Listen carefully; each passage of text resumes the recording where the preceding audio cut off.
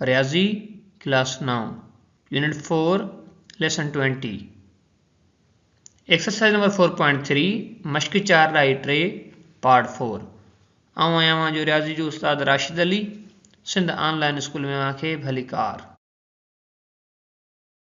पर पोएं लेक्चर में असां एक्सरसाइज नंबर 4.3 जे क्वेश्चन नंबर 2 जा पहिरियां 4 पार्ट सॉल्व करे छॾिया हुआ। अॼु असां हिन सबक में 5 नंबर पार्ट सॉल्व करण की कोशिश कंदासीं। बारो हाणे 5 नंबर पार्ट असां वटि आहे x - 1 into x - 2 into x - 3 into x - 4 minus 224। ठीक है बारो, हाणे असांखे छा करिणो आहे, हिन जुज़ा मालूम करणा आहिनि। असां सभ खां पहिरियां छा लिखंदासीं, सॉल्यूशन लिखण खां बाद में पहिरियों स्टेप सेम लिखी वेंदासीं। हाणे उहो असां वटि छा आहे, उहो आहे त is equal to x - 1 into x - 2 into x - 3 into x - 4 minus 224। ठीक है बारो, अड़े तरीक़े से हाँ छा करणो पवंदो, असांखे हिन टर्म जेकी पिया आहिनि हिन सभिनी खे रीअरेंज करणो पवंदो। ठीक है बारो, हाँ हिते असां टोटल 4 ब्रैकेटूं आहिनि त कीअं असां हिननि खे रीअरेंज कंदासीं। असां रीअरेंज कुछ अड़े तरीक़े सां हिनखे कंदासीं त जीअं असां ॿिनि ब्रैकेटनि खे पाण में ज़र्ब करियूं त उन्हनि जा पहिरियां जेके 2 टर्म आहिनि उहे सेम बीहनि। उन्हनि जे लाइ असां छा कंदासीं, हिते कांस्टेंट जेके टर्म आहिनि उन्हनि खे ॾिसंदासीं। ठीक है बारो, हाणे हिते ॾिसो हीउ जेको -2 ऐं -3 खे जोड़ कंदासीं, घणो जवाबु अची वेंदो, -5। ठीक है, ऐं -1 ऐं -4 खे जॾहिं जोड़ कंदासीं जवाबु घणो अची वेंदो, -5। हाणे इन जो मतिलबु ईअं थियो त पहिरीं ब्रैकेट ऐं आख़िरी ब्रैकेट खे पंहिंजो पाण सां ज़र्ब कंदासीं त पोइ असां उहे पहिरियां रखी था वञूं। थींदो is equal to x - 1 into x - 4। ठीक है बारो, अहिड़े तरीक़े सां ऐं पोइ छा रखंदासीं, x - 2 इंटू x - 3। हिते थींदो x - 2 इंटू x - 3 अहिड़े तरीक़े सां माइनस 224। ठीक है बारो, हाँ छा कंदासीं, असां हिन जी ज़र्ब छॾाईंदासीं। हीउ x खणी असां हिन x सां ज़र्ब कंदासीं, जवाबु छा अची वेंदो, x² इज़ इक्वल टू थियो x²। ठीक है बारो, हाणे असां x खणी -4 सां ज़र्ब कयो, जवाबु छा आयो, -4x। साॻे तरीक़े सां हाणे असां हीउ -1 खणंदासीं, पहिरियां x सां ज़र्ब करे वेंदासीं, जवाबु छा अची वेंदो, -x। उन खां बाद में -4 सां ज़र्ब करे वेंदासीं, छा थी वेंदो जवाबु, +4। त पोइ हिते लिखंदासीं -x + 4। ठीक है बारो, हाणे असां अॻियूं 2 ब्रैकेटूं ज़र्ब कंदासीं, x into x, x², x into -3 -3x। त पोइ असां लिखंदासीं त x² - 3x। साॻी तरीक़े सां असां -2 खणंदासीं, उनखे ज़र्ब कंदासीं x सां, जवाबु अची वेंदो -2x। -2 खे वरी -3 सां ज़र्ब कंदासीं, जवाबु छा अची वेंदो, +6। सही है बारो, हिते लिखंदासीं -2x + 6। हाणे +6 हिते छो थियो, छाकाणि त हिते बि आहे माइनस जी साइन, हिते बि आहे माइनस जी, माइनस इंटू माइनस प्लस। ठीक है बारो, एंड में असां ॾींदासीं 224। बारो हाणे असां हिनखे फर्दर सिंप्लीफाई करण जी कोशिशि था कयूं। हिते छा थींदो त -4x ऐं -x इहे जॾहिं पाण में जोड़ थींदा, थी वेंदो -5x, बाक़ी टर्म सेम रहंदा। त पोइ असां लिखंदासीं is equal two x² - 5x + 4। ॿी ब्रैकेट असां वटि छा थींदी, हिते ॾिसो ॿिया टर्म सेम रहंदा, बाक़ी छा जोड़ थी वेंदा, -3x ऐं -2x। छा थी वेंदो पोइ, इहो थी वेंदो -5x। त पोइ हिते लिखंदासीं त x² - 5x + 6 -224। ठीक है बारो, हाणे असां हिते छा कंदासीं, बारो हाणे हिते तवजो ॾियो, हिते बि x² - 5x पियो आहे, हिते बि x² - 5x पियो आहे। ठीक आहे, त असां इन खे छा जे बराबरि रखी वेंदासीं, असां हिन खे z जे बराबरि रखी था वञूं। त पोइ असां कीअं रखंदासीं, असां लिखंदासीं त x² - 5x is equal to z। ठीक है वारो, त पोइ हाणे असां वटि अॻियों स्टेप कीअं थींदो, अॻियों स्टेप थींदो त is equal to z plus 4 into z plus 6 minus 224। ठीक है बारो। हाँ छा कंदासीं असां z प्लस 4 z प्लस 6 के पंहिंजो पाण सां ज़र्ब करे वेंदासीं। ठीक है बारो। त पहिरियां z खणंदासीं, जॾहिं z सां ज़र्ब थींदो छा थींदो हिते z स्क्वायर, ऐं z खे खणी असां जॾहिं 6 सां ज़र्ब कयो त जवाब छा आयो 6z। त पोइ लिखंदासीं is equal to z square plus 6z।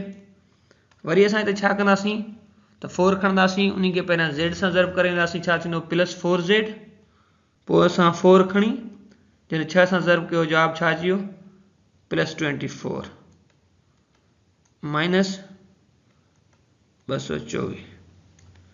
बार जॾहिं असां हिनखे फर्दर सिंप्लीफाई कंदासीं त हिन जो जवाब छा अची वेंदो, ॾिसो 6z ऐं 4z घणा थी वेंदा 10z, ऐं ॾिसो हिते आई माइनस जो 224।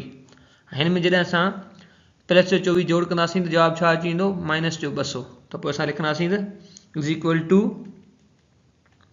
z square plus 10z minus जा छा बचा असां वटि आख़िर में 200। ठीक है बारो हाँ हिते छा थींदो असां हिते further mid term break method apply करे वेंदासीं। ठीक है बारो। पहिरियां असां हिनखे लिखी था वञूं, इहो थींदो इज़ इक्वल टू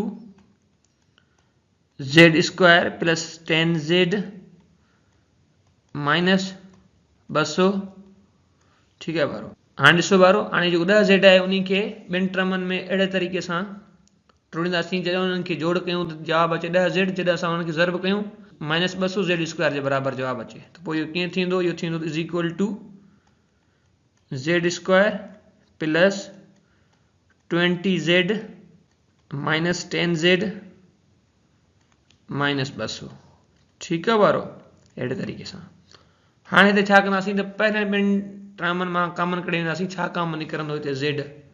त पोइ इहो थींदो इज़ इक्वल टू z। जॾहिं असां z स्क्वायर खे z सां वंड कयो जवाब आयो z, हिते ईंदासीं प्लस, जॾहिं असां 20z खे z सां वंड कयो जवाब ईंदो 20। त पोइ लिखंदासीं त 20। ठीक है बारो। हाणे माइनस 10z ऐं माइनस 200 में छा कॉमन पियो आहे, हिते असां वटि माइनस 10 कॉमन पियो आहे। ठीक है बारो। हाणे छा कंदासीं, जो कॉमन आहे पहिरियां ॿाहिरि था लिखूं माइनस 10। जॾहिं असां माइनस 10z खे माइनस 10 सां वंड कयो जवाब ईंदो z। त पोइ असां पहिरियां उहो रखी था वञूं हिते z। ठीक है बारो। जॾहिं असां माइनस जे 200 खे माइनस जे 10 सां वंड कयो जवाब ईंदो प्लस जो 20। ठीक है बारो। त पोइ हिते लिखंदासीं त प्लस 20। त पोइ असां वटि हींअर हिकिड़ो जुज़ो छा बीठो, हिकिड़ो जुज़ो बीठो असां वटि z माइनस 10, ॿियो जुज़ो छा बीठो असां वटि z प्लस 20, अहिड़े तरीक़े सां। ठीक है बारो। ॾिसो हिन स्टेप में जेकॾहिं तव्हां प्लस जो 10 कॉमन कढो आहे त हिते जवाब अचे हा माइनस जो z माइनस जो 20, जेको हिन जे इक्वल न थिया z प्लस 20 जे, पोइ इन जो मतिलबु त असांजो सम हिते ग़लति थी वञे हा। उनजे करे z प्लस 20 हिते बि आयो आहे त हिते बि अचणु घुरिजे। इहे शयूं मां तव्हांखे पोइ हिते ॿुधाए आयो आहियां। ठीक आहे बारो। हाणे असां हिन स्टेप में छा कंदासीं त जंहिं टर्म जे इक्वल असां z खे रखी आया हूंदासीं उहे साॻिया टर्म हिन में रिप्लेस करे छॾींदासीं। त पोइ हाणे उहो कीअं थींदो, z जी जाइ ते छा अची वेंदो, z जी जाइ ते अची वेंदो x स्क्वायर माइनस 5x। त पोइ लिखंदासीं is equal to x square minus 5x minus 10, ॿी ब्रैकेट में थींदो x square minus 5x plus जो 20। ठीक है बारो। छा हाणे ही सम अञा फर्दर सिंप्लीफाई थींदो, न बिल्कुल भी न थींदो। छाकाणि त मिड टर्म ब्रेक मेथड हिन ब्रैकेट ते भी अप्लाई न थींदो ऐं मिड टर्म ब्रेक मेथड हिन ब्रैकेट ते भी अप्लाई न थींदो। उनजे करे असांजो इहो छा थींदो, इहो थींदो आंसर। ठीक है बारो, अहिड़े तरीक़े सां बारो। हाणे ही जेको 6 नंबर सम आहे इहो तव्हां पंहिंजो पाण सॉल्व करण जी कोशिशि कजो, इहो भी हिन तरीक़े सां थींदो। ठीक आहे बारो। हींअर असां वटि क्वेश्चन नंबर 3 आहे, फैक्टोराइज द फॉलोइंग। हेठनि जा जुज़ा मालूम करियो। पहिरियों नंबर पार्ट असां वटि आहे x minus 2 x minus 3 x plus 2 x plus 3 minus 2x square. हाणे छा करिणो आहे, असांखे हिन जा जुज़ा मालूम करिणा आहिनि। इन जे लाइ असां सभ खां पहिरियां लिखियोसीं हिते सॉल्यूशन। सॉल्यूशन लिखण खां बाद में असां पहिरियों स्टेप सेम लिखी वेंदासीं। ॾिसो बारो, हाणे तवजो ॾियो त हिते ॾिसो पियो आहे असां वटि x माइनस 2 त असां वटि x प्लस 2 पियो आहे जी हा बिल्कुलु हिते पियो आहे x माइनस 3 हिते पियो आहे x प्लस 3 हाणे ॾिसो असां हिनखे कंदासीं रीअरेंज असां छाजे लाइ हिनखे कंदासीं ॾिसो हिकिड़ो फार्मूलो आहे असां वटि a plus B into a minus B उहो हिते अप्लाई थी सघे थो जी हा बिल्कुलु उहो हिते अप्लाई थी सघे थो उन जे लाइ असां हिनखे पहिरियां करे ईंदासीं रीअरेंज त पोइ हाणे असां वटि अॻियो स्टेप थींदो is equal to x minus 2 into x plus 2 x minus 3 into x plus 3 minus 2x square ठीक है बारो हाणे पहिरें ॿिनि ब्रेकेटनि ऐं पोइ ॿिनि ब्रेकेटनि ते कहिड़ो फार्मूलो अप्लाई थींदो ही फार्मूलो अप्लाई थींदो त a plus B into a minus B छाजे बराबरि थींदो इहो बराबरि थींदो a स्क्वायर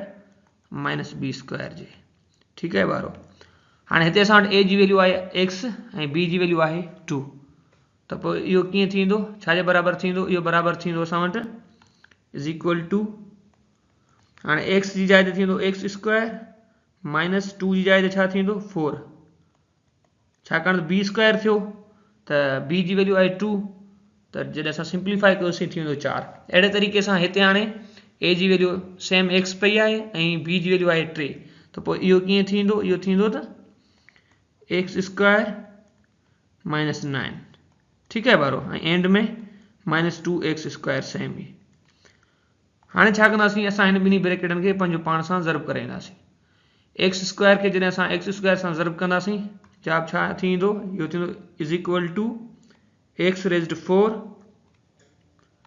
जॾहिं असां एक्स स्क्वायर खे खणी माइनस 9 सां ज़र्ब कयो त जवाब छा ईंदो माइनस 9 एक्स स्क्वायर हाणे असां खणंदासीं माइनस जो 4 माइनस जे 4 खे जॾहिं असां एक्स स्क्वायर सां ज़र्ब कयो जवाब अची वेंदो माइनस 4 एक्स स्क्वायर ऐं असां लास्ट में जॾहिं माइनस जे 4 के माइनस जे 9 सां ज़र्ब कयो जवाब अची वियो प्लस जो 36 त हिते लिखंदासीं त प्लस 36 लास्ट में माइनस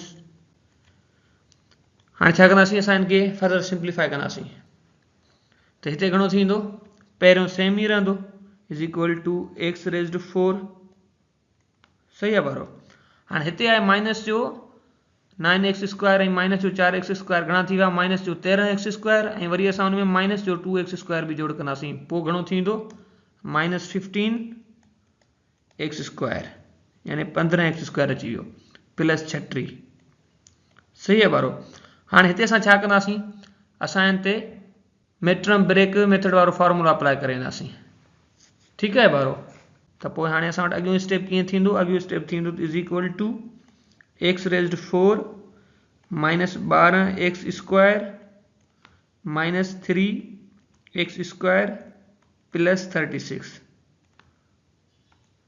जॾहिं असां माइनस जे 12x स्क्वायर ऐं माइनस जे 3x स्क्वायर खे जोड़ कंदासीं जवाब अची वेंदो माइनस जो 15x स्क्वायर जॾहिं असां हिननि खे ज़र्ब कंदासीं त थींदो प्लस जो 36x रेज़्ड 4 अहिड़े तरीक़े सां हाणे हिन में कॉमन छा निकिरंदो हाणे हिते x स्क्वायर कॉमन निकिरंदो थींदो is equal to x square common निकिरी आयो बाक़ी अंदरि छा बचंदो हिते बचंदो एक्स स्क्वायर माइनस जो 12 ॿारो साॻी तरीक़े सां हाणे हिते छा कॉमन निकिरी ईंदो हिते माइनस जो 3 कॉमन निकिरी ईंदो जॾहिं असां हिते माइनस जो 3 कॉमन कढंदासीं त अंदरि छा बचंदो अंदरि बचंदो एक्स स्क्वायर माइनस 12 ही 3 कॉमन निकिरी आयो ऐं अंदरि असां वटि बचंदो एक्स स्क्वायर माइनस जो 12 ठीकु आहे ॿारो अहिड़े तरीक़े सां त पोइ असां वटि जुज़ा छा बीठा जुज़ा बीठा एक्स स्क्वायर माइनस जो 3 ॿियो एक्स स्क्वायर माइनस जो 12 सही आहे ॿारो हाणे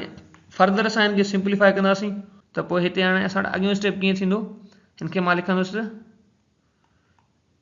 एक्स स्क्वायर छा मां हिन 3 खे लिखी सघां थो √3 होल स्क्वायर जी हा बिल्कुलु त पोइ हिनखे लिखंदुसि √3 होल स्क्वायर हिते ब्रैकेट ओवर थी वई साॻे तरीक़े सां मां हिते लिखंदुसि एक्स स्क्वायर हाणे जेकॾहिं मां माइनस जो जेको 12 आहे उन खे जेकॾहिं स्क्वायर रूट में ज़ाहिर कयां त पोइ उहो कीअं थींदो इहो थींदो त हिते माइनस सेम आई 2 √3 ठीक है बारो अड़े तरीके से होल स्क्वायर।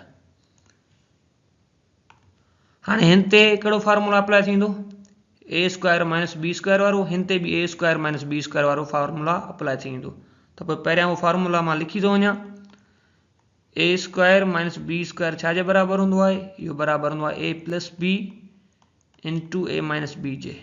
ठीक है बारो हाँ हिते असां वटि ए जी वैल्यू आहे एक्स ऐं बी जी वैल्यू आहे छा √3। तो पोइ जुज़ा कीअं बीहंदा जुज़ा बीहंदा त एक्स प्लस √3 ॿियो जुज़ो बीठो एक्स माइनस √3। साॻी तरीक़े सां हाँ हिते असां वटि ए जी वैल्यू आहे एक्स ऐं बी जी वैल्यू छा आहे असां वटि 2√3। तो पोइ हिकिड़ो जुज़ो असां वटि छा बीहंदो जुज़ो बीहंदो त एक्स प्लस 2√3 ॿियो जुज़ो बीहंदो त एक्स माइनस 2√3 अड़े तरीक़े सां। ठीक है बारो हाँ इनके मां सही करे लिखां तो हेठि बारो अड़े तरीक़े सां इहो असांजो छा थी वियो हीअ असांजो थी वियो आंसर। ठीक है बारो बारो हाणे हीउ जेको ॿियो नंबर पार्ट आहे इहो तव्हां पंहिंजो पाण सॉल्व करण जी कोशिशि कजो इहो बि इन ई तरीक़े सां थींदो। ठीक है बारो असांजो अॼु जो सबक़ हिते पूरो थियो वरी मिलंदासीं नए सबक़ में तेसीं ताईं अल्लाह भाई।